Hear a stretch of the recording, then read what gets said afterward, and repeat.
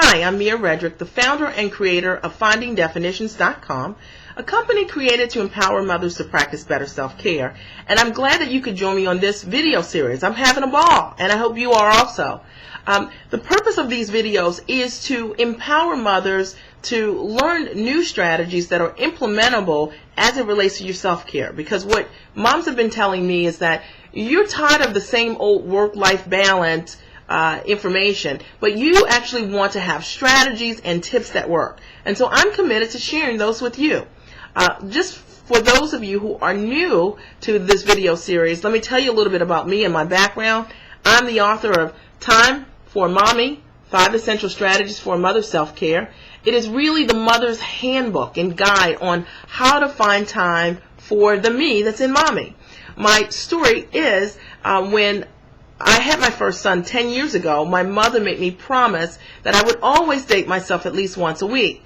And she said that if I found the time to always stay connected with myself, my own personal development and growth, I would not later on have to relearn who I am and what my preferences were at the highest level. I thought it was so powerful. And so I took my mom's challenge on, and I dated myself every single week as a new mom. Mother of 3 children now. I have a 4-year-old, a 7-year-old, and a 10-year-old. And there were 5 strategies that I found that I followed every single time to always be consistent in being kind to me. See, we're kind to our spouses, we're kind to our children, and often we forget about being kind to ourselves. And I know you guys are out there nodding your heads. So my mission is to have 1 million moms practice better self-care, and I'm committed to giving you tips and strategies on how to do that. Fair? So that's my story.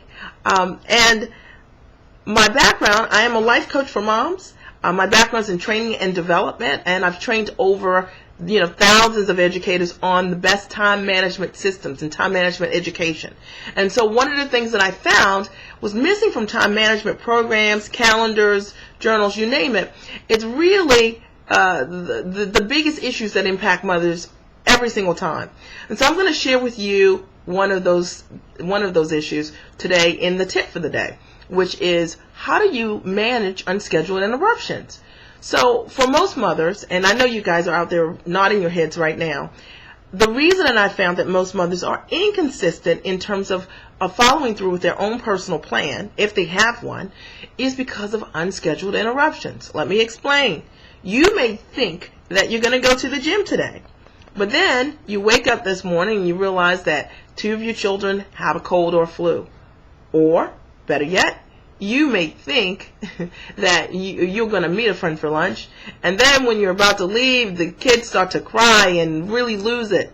Or you realize that your husband had a business meeting and now you need to take you off the calendar.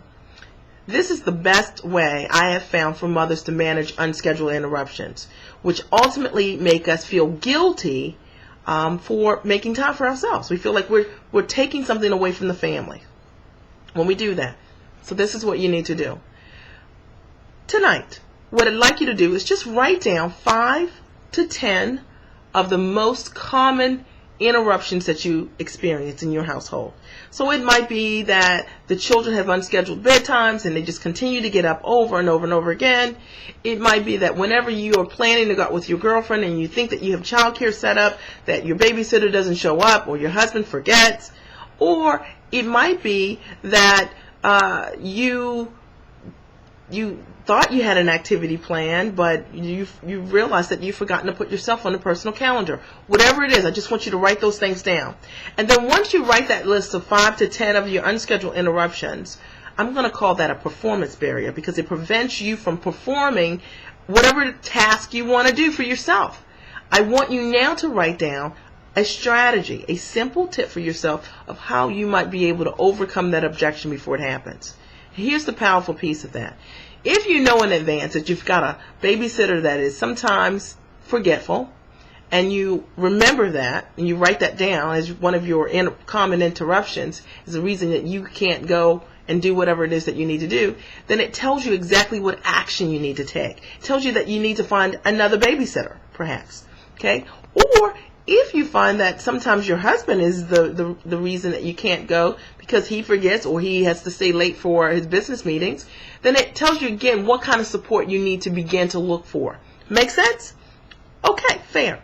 Or if you find that one of the reasons that you have tremendous unscheduled interruptions is because the kids continue to get up over and over again, it may be telling you that unstructured bedtimes isn't working for you, and that's why you can't get on the treadmill at night. So I want you to take this challenge, write down the 5 to 10 things, and then write down how you would overcome those objections.